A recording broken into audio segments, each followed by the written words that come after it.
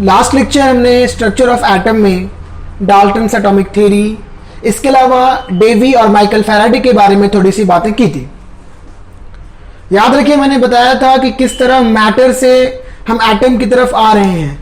मैंने आपको बताया था कि मैटर सबसे पहले किसने बताया, फिर डाल्टन ने क्या पोस्टुलेट दिए, उसके बाद मैंने आपको डेवी के बारे में बताया था 1807 टू 1808 में उन्होंने इलेक्ट्रिकल प्रॉपर्टी के बारे में बताया, और माइकल फैराडे फिर 1833 में उन्होंने डायरेक्टली रिलेशन दे दिया इलेक्ट्रिसिटी और मैटर के बीच में।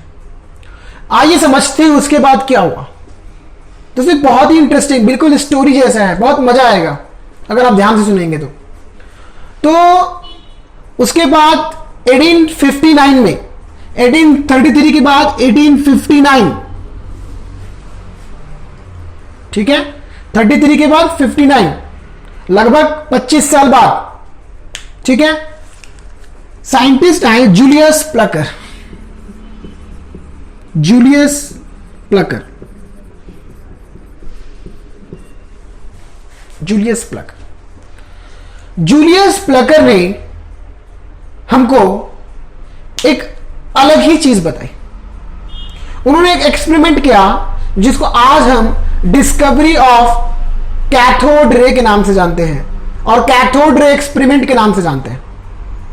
मतलब जूलियस प्लकर ने एक एक्सपेरिमेंट किया जिसको हम कैथोड रे एक्सपेरिमेंट के नाम से जानते हैं। किस नाम से जानते हैं? Cathode ray experiment, cathode ray experiment के नाम से जानते हैं। आइए देखते हैं उन्होंने एक्सपेरिमेंट क्या किया था। सबसे पहले उन्होंने सोचा कि क्या गैस मॉलिक्यूल्स में इलेक्ट्रिसिटी कंडक्ट हो सकती है? क्या गैस इलेक्ट्रिसिटी को कंडक्ट कर सकता है? मतलब वो गैस मॉलिक्यूल के अंदर इलेक्ट्रिकल नेचर देखना चाह रहे थे। तो उन्होंने क्या किया, एक डिस्चार्ज ट्यूब लिया, एक डिस्चार्ज ट्यूब लिया। डिस्चार्ज ट्यूब हार्ड ग्लास का था, ठीक है, डिस्चार्ज ट्यूब यहां पे लिखता हूं मैं, डिस्चार्ज ट्यूब सिलेंड्रिकल था, हार्ड ग्लास का था डिस्चार्ज ट्यूब हमारा, ठीक है, सिलेंड्रिकल शेप में था, हार्ड ग्लास, ठीक है।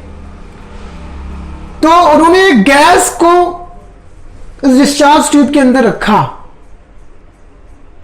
डिस्चार्ज ट्यूब के अंदर एग्जाम्पल के तौर पे मान लीजिए कि आर्गॉन गैस रखा या हीलियम गैस रखा, हीलियम या हाइड्रोजन रखा, मतलब उन्होंने गैस मॉलिक्यूल्स को इस ट्यूब के अंदर रखा। वो देखना चाह रहे थे कि गैस मॉलिक्यूल्स में इलेक्ट्रिसिटी कंडक्ट करती है कि नहीं करती है लो प्रेशर पे। तो एक ग्लास लिया उन्होंने, डिस्चार्ज ट्यूब, उस डिस्चार्ज ट्यूब में दो इलेक्ट्रोड लिए। ये ट्यूब लगभग 50 सेंटीमीटर लंबा था, 50 सेंटीमीटर लॉन्ग, 50 सेंटीमीटर लॉन्ग था। और उन्होंने क्या किया,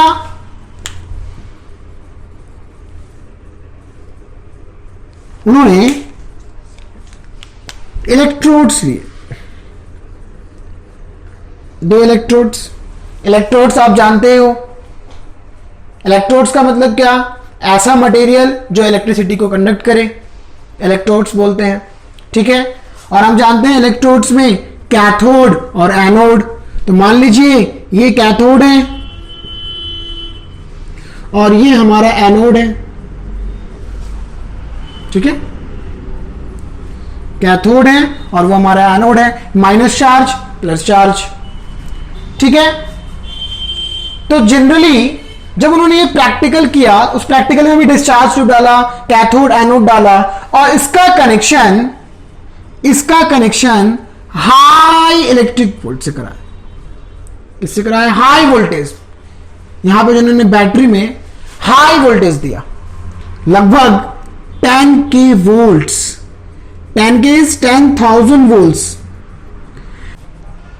वापस बता रहा हूं क्या किया जूलियस प्लकर ने, एक डिस्चार्ज ट्यूब लिया, वो क्या देखना चाह रहे थे, वो गैस मॉलिक्यूल्स में इलेक्ट्रिसिटी कंडक्ट होता है या नहीं होता है। तो उन्होंने एक डिस्चार्ज ट्यूब लिया हार्ड ग्लास का जो 50 सेंटीमीटर लंबा था, इसके अंदर उन्होंने कोई गैस भर दिया और 2 इलेक्ट्रोड लगा दिए, एनोड और कैथोड, और उसका कनेक्शन हाई वोल्टेज के साथ कर दिया 10,000 वोल्ट्स। ठीक है, इस ग्लास के एयर का प्रेशर कम कर दिया, उन्होंने इस ग्लास के एयर का प्रेशर कम कर दिया।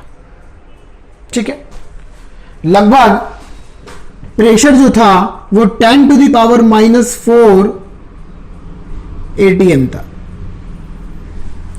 10 टू द पावर -4 ATM, मतलब 0.000001 ATM। तो सोच लो कितना कम उन्होंने प्रेशर को रखा। तो आप इमेजिन कर सकते हो कि प्रेशर कितना कम लिया गया। ठीक है, और प्रेशर को मेंटेन करने के लिए उन्होंने वैक्यूम पंप लगाया। क्या क्या? प्रेशर को मेंटेन करने के लिए वैक्यूम पंप लगाया। ठीक है, वैक्यूम पंप लगाया। तो यहां पे अगर मैं एक वैक्यूम पंप बना रहा हूं इस तरीके से, ये जो है ना आपका, ये जो है ना, ये है वैक्यूम पंप। ठीक है, वैक्यूम पंप। वैक्यूम पंप का काम क्या है? प्रेशर को कम ज्यादा करने के लिए यूज करते हैं, प्रेशर को कंट्रोल करने के लिए। क्योंकि प्रेशर उन्होंने यानी कि लगभग सारा एयर, यहां का सारा एयर उन्होंने निकाल दिया, उस ग्लास के अंदर का लगभग सारा एयर उन्होंने निकाल दिया, सारी हवा को वहां से निकाल दिया वैक्यूम पंप के जरिए। और प्रेशर जो 10⁻⁴ ATM, मतलब कितना कम, आप समझ सकते हो 0.0001 ATM, इतना कम प्रेशर लिया गया और इतना ज्यादा वोल्टेज लिया। ठीक है, तो क्योंकि नाम ही है इसका कैथोड रे एक्सपेरिमेंट। देखा क्या उन्होंने, क्या मिला? देखिए, उन्होंने यहां पे एक स्क्रीन लगाया, जिंक सल्फाइड का screen, ZRS zinc sulphide screen लगाया। तो क्या देखते हैं वो क्या देखते हैं कि कैथोड से एनोड की तरफ एक रे जा रही है, कैथोड से एनोड की तरफ एक रे जा रही है, कैथोड से एनोड की तरफ एक रे जा रही है। उनको एक ग्रीन फ्लेम दिख के आया।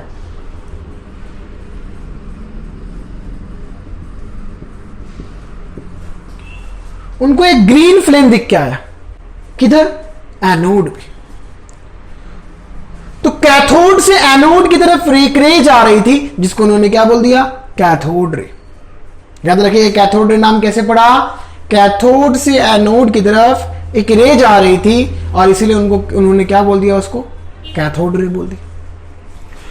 तो इस तरह इसका नाम अभी हुआ कैथोड रे, और इसलिए इस एक्सपेरिमेंट को हम लोग कैथोड रे एक्सपेरिमेंट बोलते हैं। याद रखिएगा, सबसे पहले जूलियस प्लगर ने 1859 में यह एक्सपेरिमेंट किया था, कैथोड रे की एक्सपेरिमेंट स्टार्ट किया था। ठीक है, बाद में W क्रूक, J परीन, ये साइंटिस्ट और J थॉमसन, ये तीनों मिलकर इसके बारे में और ज्यादा डिस्कवरी की और फिर आगे और ज्यादा रिसर्च हुआ। तो अब इस कैथोड रे ये तो पता चल गया। देखो, मैं वापस बोल रहा हूं, ध्यान से सुनो। हमने नॉर्मली यहां पे एक डिस्चार्ज ट्यूब लिया है, ठीक है, और इसके एयर को पूरा वैक्यूम पंप से निकाल दिया गया और प्रेशर को बहुत ज्यादा कम 10⁻⁴ ATM, इतना कम प्रेशर वहां पे रखा गया और वोल्टेज 10,000 वोल्टेज से इसका कनेक्शन कर दिया गया। तो और यहां पे उन्होंने एक स्क्रीन लगा दिया, ZNS जिंक सल्फाइड स्क्रीन। तो उन्होंने ऑब्जर्व किया, उन्होंने देखा कि कैथोड से एक रे निकल रही है जो एनोड की तरफ जा रही है। ग्रीन फ्लेम में उनको दिख गया कि कैथोड से एक एनोड की तरफ एक ग्रीन फ्लेम दिख रहा है, तो उन्होंने उसका नाम कैथोड रे रख दिया। ठीक है, कैथोड रे रख दिया। अभी तो हम लोग, आप में से बहुत लोग जानते भी हैं कि कैथोड रे जिसको बोला वो it is nothing but electron, क्योंकि हम जानते हैं कि प्लस चार्ज की तरफ जा रहा, तो प्लस चार्ज की तरफ क्या जाएगा? Minus charge. ये तो हम जानते हैं, लेकिन अभी तक इलेक्ट्रॉन की डिस्कवरी नहीं हुई है, अभी तक इलेक्ट्रॉन नाम भी नहीं आया है उसका। अभी तक इतना ही जाना जा रहा है, मैं उस टाइम की बात कर रहा हूं। अभी तक लोग यही मान रहे हैं, साइंटिस्ट यही मान रहे हैं कि एक कैथोड रे है, जो कैथोड से एनोड की तरफ जा रही है। यही तो जानना चाह रहे थे कि एटम के अंदर, एटम अगर इलेक्ट्रिकल प्रॉपर्टी दिखा रहा है तो एटम के अंदर जरूर कोई चार्ज पार्टिकल्स है। वही उसी के लिए डिस्कवरी हो रही है, वही तो हम पढ़ रहे हैं। मतलब एटम के अंदर डेवी ने बोला, माइकल फैराडे ने बोला कि एटम जो हो रहा है, वो मैटर जो हो रहा है, वो इलेक्ट्रिकल प्रॉपर्टी दिखा रहा। अगर एटम इलेक्ट्रिकल प्रॉपर्टी दिखा रहा तो जरूर एटम के अंदर चार्ज पार्टिकल्स हैं, जिनको आज हम जानते हैं charge particles are electrons, protons. अभी तो हम जानते हैं minus charge electrons, plus charge protons. अभी तो फिलहाल हम जान चुके हैं, लेकिन उस टाइम की बात हो रही जब नहीं मालूमात थी, बस सोच रहे थे कि चार्ज पार्टिकल्स जो है बेसिकली हो सकता है। तो अभी कैथोड रे रखा। अब और डिस्कवरी चलने लगी कि भाई कैथोड रे है तो किस कैथोड रे के अंदर क्या क्या खूबियां, क्या चीजें, एक्चुअली ये है क्या? ये कोई रे है या कोई मास है? मतलब ये जो रे जा रहा है इसमें कोई वजन है कि नहीं, कुछ मास है कि नहीं इसका? अब इसके मास के ऊपर लोग बात करने लगे कि इसका कुछ मास है कि नहीं। तो कैसे पता चलेगा कि मास है? फॉर एग्जाम्पल एक ट्रांसपेरेंट मटेरियल ले लेते हैं, ठीक है। नॉर्मली आप बोलेंगे लाइट भी रिफ्लेक्ट होकर वापस आ जाती, ठीक है। तो एक एग्जांपल लेते हैं कि ट्रांसपेरेंट मटेरियल ले लेते हैं, ट्रांसपेरेंट जिसके लाइट आर पर जा सकती है। तो अगर मैं लाइट रहेगा, वो चीज लाइट रहेगा तो उसके आर पार चला जाएगा, क्योंकि ग्लास के आर पार, glass is transparent material, glass के आर पार लाइट चली जाती है। लाइट को आप जलाओगे तो ग्लास के आर पार चला जाएगा।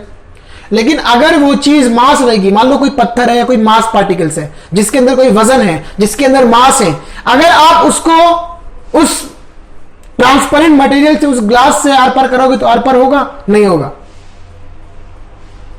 कोई भी ट्रांसपेरेंट मटेरियल से आर पार वो नहीं होगा, याद रखिएगा, ठीक है। तो अभी इसके बारे में सोचने लगे कि वो मास पार्टिकल्स है कि नहीं। तो क्या किया, कैथोड से एनोड की तरफ जो रे जा रही थी वहां पे उन्होंने एक पिन व्हील रखा। पिन व्हील जैसे छोटा सा पिन रखा। तो क्या देखते हैं कि ये घूमने लग गया। क्या देखा कि ये घूमने लग गया। जैसे ही यहां से कैथोड से एनोड की तरफ जो रे जा रही थी, उस रे के जाने की वजह से अगर ये मास पार्टिकल नहीं होता, अगर इसका कोई वजन नहीं होता, तो ये पिन व्हील घूमता क्या? नहीं घूमता। उसमें कुछ वजन है तभी तो उसने क्या किया, उसको कोलाइड किया, उसने उसको पुश किया, तो क्या हो गया, वो मूव करने लग गया। मतलब उसमें कुछ ना कुछ मास है, कुछ ना कुछ वजन है, तभी वो घूमने लग गया। तो इससे ये पता चला कि जो कैथोड रे है उसमें मास भी है। कैथोड रे जो है उसमें मास भी है, ठीक है। और क्योंकि निगेटिव चार्ज से पॉजिटिव चार्ज की तरफ जा रही थी, तो अभी अभी इस कैथोड रे को हम लोग मतलब उस टाइम साइंटिस्ट कैथोड रे को क्या मान रहे थे? Negative particles. अभी तक इलेक्ट्रॉन नाम नहीं आया दोस्तों, अभी तक इलेक्ट्रॉन नाम नहीं आया है। अभी तक हम ये जान पाए हैं कि कैथोड रे क्या है, एक निगेटिव पार्टिकल्स है, एक निगेटिव पार्टिकल है, ठीक है। और उसमें कुछ ना कुछ मास है, इसमें कुछ ना कुछ मास है, ये कैरी करता है मास, कुछ वजन है इसमें, जिसकी वजह से वो पिन व्हील घूमा और काइनेटिक एनर्जी पजेस कर रहा, क्योंकि पिन व्हील मूव किया तो कुछ ना कुछ एनर्जी रही होगी और मास रहा होगा, ठीक है। हमने पढ़ा है kinetic energy is equal to half m v square, तो हम जानते हैं, मतलब मास और काइनेटिक एनर्जी डायरेक्टली प्रोपोर्शनल है। जिनको नहीं मालूम उनके लिए kinetic energy is equal to half m v square. आप वी को डिलीट कर दो, हाफ को डिलीट कर दो, क्या बचा? एम। मतलब kinetic energy is directly proportional to mass. जिस चीज में मास होगी वो क्या पजेस करेगा? Kinetic energy. तो अगर मास है तो वो क्या पजेस करेगा? काइनेटिक एनर्जी पजेस करेगा। तो क्या देखा कि मास है और वो काइनेटिक एनर्जी पजेस कर रहा। एक चीज और पता चल गई भाई, क्या पता चला? कि जो निगेटिव पार्टिकल है उसमें मास भी है और वो क्या पजेस कर रहा? Kinetic energy. क्या पजेस कर रहा? Kinetic energy. उसके बाद ध्यान दो, उसके बाद फिर ये सोचने लग गए कि सच में ये नेगेटिव पार्टिकल है। तो इन्होंने इस चीज को कंफर्म करने के लिए वापस की निगेटिव से पॉजिटिव की तरफ जा रहा कि सच में ये नेगेटिव पार्टिकल है। निगेटिव से पॉजिटिव की तरफ जा रहा तो ये तो अज्यूम कर लिया कि नेगेटिव पार्टिकल है, लेकिन क्या वो सही में नेगेटिव पार्टिकल है? तो इसको जानने के लिए उन्होंने यहां पे ठीक है, यहां पे एक पॉजिटिव प्लेट डाल दिया, एक पॉजिटिव प्लेट डाल दिया, एक ऐसा प्लेट जिसमें पॉजिटिव प्लेट। तो क्या देखते हैं कि यहां से जो कैथोड रे निकल रहा था वो सब किधर मूव करने लग गया, पॉजिटिव चार्ज की तरफ। अब ये पूरा कंफर्म हो गया कि हाँ भाई ये तो फिक्स हो गया है कि ये नेगेटिव पार्टिकल है, तभी तो पॉजिटिव की तरफ जा रहा। और इन्होंने यहां पे नेगेटिव प्लेट डाला। जब नेगेटिव प्लेट डाला तो देख रहे हैं डिफ्लेक्ट हो रहा है, मतलब दूर भाग रहा है उससे, क्योंकि नेगेटिव दो सेम चार्ज रिपल्सन होता है, नेगेटिव के पास नहीं जाना चाहता है कि नहीं, बॉयज के पास तो नहीं जाना चाहेंगे, है कि नहीं, नेगेटिव पॉजिटिव के पास जाना चाहेंगे, पॉजिटिव नेगेटिव के पास जाना चाहेंगे, नेगेटिव हमेशा रिपल्सन होगा, तो नेगेटिव के पास नहीं जा रहा था बल्कि पॉजिटिव की तरफ आ रहा था। इसके अलावा और जानने के लिए हम जानते हैं, हम पढ़ चुके हैं बेटा 10th में, क्या पढ़ चुके हैं कि इलेक्ट्रिक फील्ड जहां पे होती है वहां पे मैग्नेट का डिफ्लेक्शन होता है। याद करो, कंपास वाला हमने पढ़ा है एक्सपेरिमेंट, क्या पढ़ा है कि अगर यहां पे इलेक्ट्रिसिटी फ्लो हो रही है और मैं वहां पे कंपास लेके जाऊं तो कंपास के अंदर का जो मैग्नेट से बना निडल होता है, मैग्नेट से बनी जो सुई होती है वो डिफ्लेक्ट होने लगती है, वो मूव करने लगती है। मतलब इलेक्ट्रिसिटी से मैग्नेट, हमने पढ़ा है magnetic effect of electric current, है कि नहीं, मतलब इलेक्ट्रिसिटी की वजह से मैग्नेट का डिफ्लेक्ट होना। तो उन्होंने क्या किया, यहां पे मैग्नेट डाला। जब मैग्नेट डाला तो क्या देखते हैं, ये जो रे है वो डिफ्लेक्ट होने लग गई, वो बराबर एनोड की तरफ नहीं जा रही थी, इधर उधर भाग रही थी, डिफ्लेक्ट हो रही थी। तो ये पक्का हो गया कि ये इलेक्ट्रिकल प्रॉपर्टी है और कोई चार्ज पार्टिकल है। ये पक्का हो गया कि वो चार्ज पार्टिकल है, और ये भी पक्का हो गया कि वो नेगेटिव चार्ज पार्टिकल है और उसमें मास है और वो काइनेटिक एनर्जी पजेस करता है। इनको हम कैथोड रे की प्रॉपर्टी भी बोलते हैं। जो 11th से हैं बच्चे, जो अभी 11th स्टैंडर्ड में होंगे, उनको ये उनके एग्जाम में क्वेश्चन 2 मार्क के लिए आ सकता है, for 2 marks. What are the properties of cathode ray experiment और what are the properties of cathode rays. तो आप क्या बोलोगे, सबसे पहले कैथोड रे क्या होता है, ऐसा रे जो पॉजिटिव, जो कैथोड से एनोड की तरफ मूव करे, जो कैथोड से, the ray which travels from cathode to anode is called as cathode ray and it travels in straight line, straight line में ये ट्रेवल करता है कैथोड से एनोड की तरफ। और क्या प्रॉपर्टी हो सकती, और ये प्रॉपर्टी हो सकती कि जब ये काइनेटिक एनर्जी पजेस करता, इसमें कुछ ना कुछ मास होता। कैसे पता चला, जब हमने पिनव्हील रखा और ये चार्ज पार्टिकल है, कैसे पता चला चार्ज पार्टिकल है, मैग्नेट रखा तो डिफ्लेक्ट होने लग गया। और ये नेगेटिव चार्ज पार्टिकल है, कैसे पता चला नेगेटिव चार्ज पार्टिकल है, जब हमने पॉजिटिव प्लेट रखा तो सारे के सारे जो कैथोड रे थे वो किधर पॉजिटिव की तरफ मूव करने लग गए, यहां पे मूव करने लग गए, यहां ना जाके यहीं पे कुछ रेज मूव करने लग गए। इससे ये साफ हो गया कि वो नेगेटिव चार्ज पार्टिकल है। यहां तक क्लियर हुआ। उसके बाद स्टोनी ने, उसके बाद साइंटिस्ट आए स्टोनी, नाम याद रखिएगा, स्टोनी।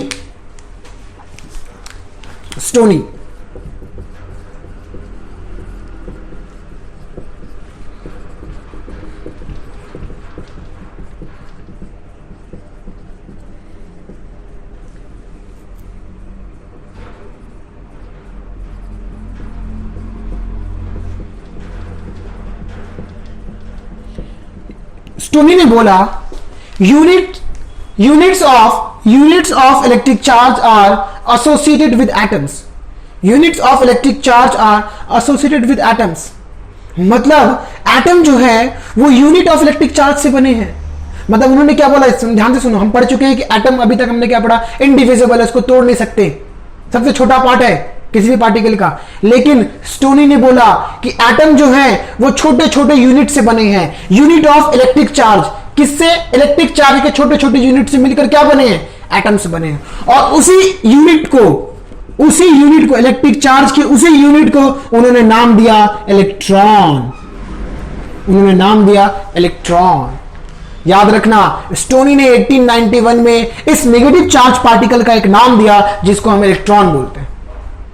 अभी तक अब बात हुई इलेक्ट्रॉन की, मतलब 1891 में इलेक्ट्रॉन के बारे में बात हो। याद रखना। उसके बाद आते हैं जेजे थॉमसन, 1897 में आते हैं जेजे थॉमसन। जब जेजे थॉमसन आए तो जेजे थॉमसन ने क्या किया, जेजे थॉमसन ने क्या किया रहेगा, 1897 में जे थॉमसन ने इलेक्ट्रॉन के मास को बताया, EYM रेशियो बताया, इलेक्ट्रॉन के मास को बताया।